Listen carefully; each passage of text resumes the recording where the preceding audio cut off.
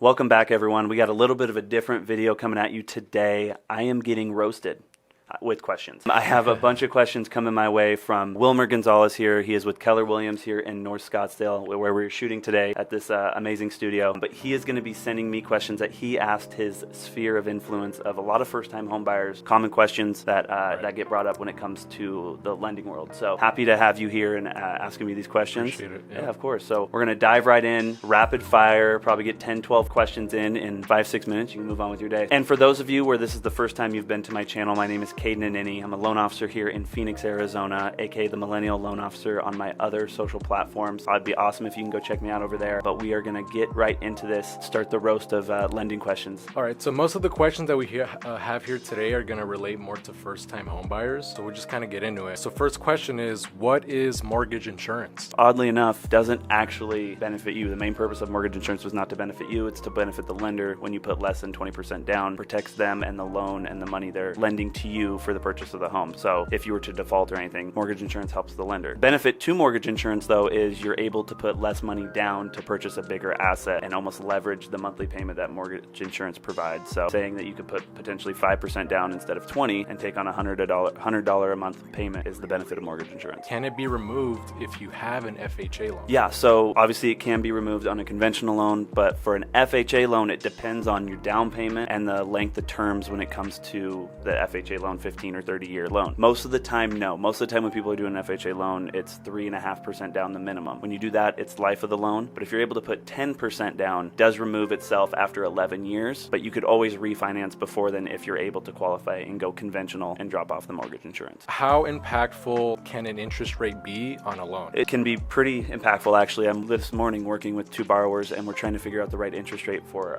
somebody. And honestly, putting money towards the interest rate and the extra closing costs associated with trying to buy down an interest rate goes further than a down payment down on the home. In a way, though, you have to hold the loan for X amount of time for that to make sense. But interest rates weigh the heaviest when it comes to a mortgage payment, and that's why you're seeing a lot of people concerned with interest rates and their affordability right now, as they've pretty much doubled over the last year. So now we're kind of moving on to loans. I know a lot of people have questions about loans because obviously there's different kinds. So I guess a question for Kadyn here is, what type of home loans are offered? There's so many. The main 4 I always say are your conventional FHA, VA for veterans, and then a USDA loan, which is a 0% down loan, and it is specifically based on location of the home and have to be in a more rural area. But those are the main 4. But then you can get into stuff like jumbo for higher loan amounts if you go over the conforming loan, or there's some interesting loans like a DSCR loan where if you put 20% down and the rent covers the mortgage, you can get the loan without showing income.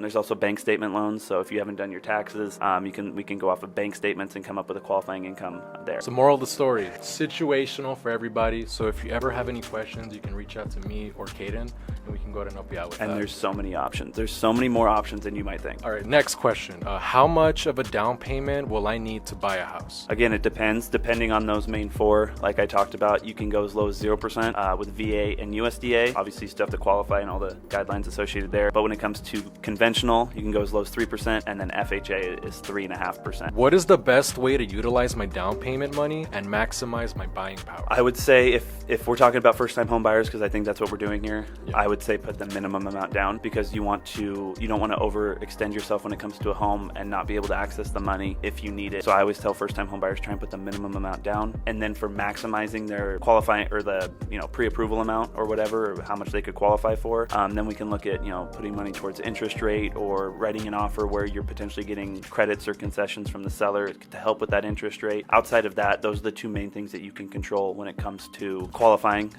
Taxes, homeowners insurance is pretty set in stone. There's mortgage insurance you could potentially buy down, but you're looking at mainly throwing money at it yourself or trying to ask a seller to cover some extra costs to help with monthly payment. When can you refinance a mortgage? Typically, a lender will tell you about 6 months, but the true answer is actually when it makes sense. So, there's closing costs associated to every loan you do, do, whether it's purchasing or refinancing. So what you have to do is figure out if interest rates drop, does it make sense to then take on the closing costs? Like, does the monthly savings equate to taking on the closing costs? And if you were to lower your monthly payment, how many months will it take to recoup those savings that you then put onto the loan with closing costs? So that's the true answer. And then when it comes to FHA, VA, they typically want you to wait 7 months. This is kind of piggying back off of that question. Do I have to qualify to refinance? Big theme here is it depends. So on conventional, yes, you'll always have to qualify for a conventional loan, refi, or purchase down to the guidelines. If you had a VA or FHA loan when you purchased the home, you could do what's called a streamlined refinance, where they don't even check or follow up on income. If you've had that loan for, like I said, the 7 months, and there's a net tangible benefit to the borrower where they're dropping their interest rate and there's a net savings through monthly payment, then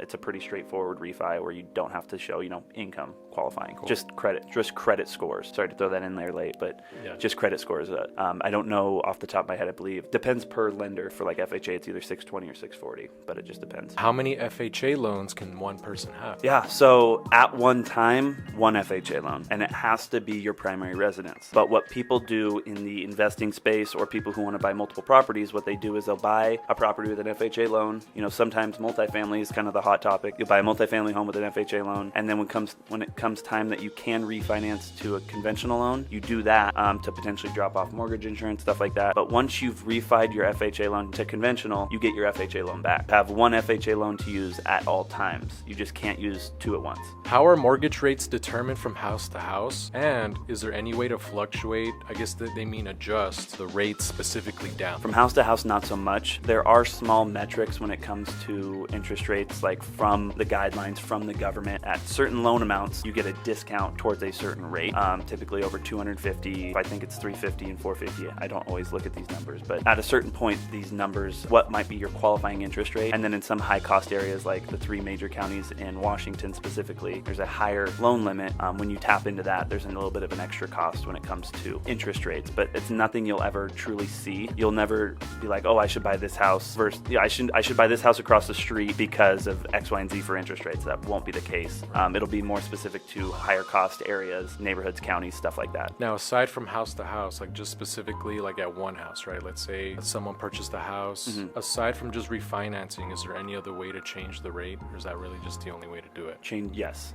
So when you get locked into a loan, when you purchase the home, that is your interest rate, unless it's an adjustable rate mortgage. Most people are not doing that. They want their fixed payment. To change your rate, yes, you would need to refinance to get it lower. Hopefully it's lower in the market. Some people even take on higher interest rates if it makes sense for debt consolidation too. As far as veterans go, do they typically have lower rates? I will say that compared to conventional loans or conventional rates, government-backed loans typically have a little bit lower interest rate. So VA, FHA are typically lower than conventional. VA is kind of that sweet spot where you don't have mortgage insurance on the loan. Rates are a little lower. FHA has mortgage insurance on it, but you do typically get a lower rate than a conventional rate. So the rates you see advertised, FHA and VA typically are lower. What's the best type of mortgage for a first-time homebuyer? It depends. Situational. Yeah, it truly depends. I mean, there's things like credit score. Does credit score play a factor? Let's say if conventional FHA you're choosing from, if your credit score is upper 700s,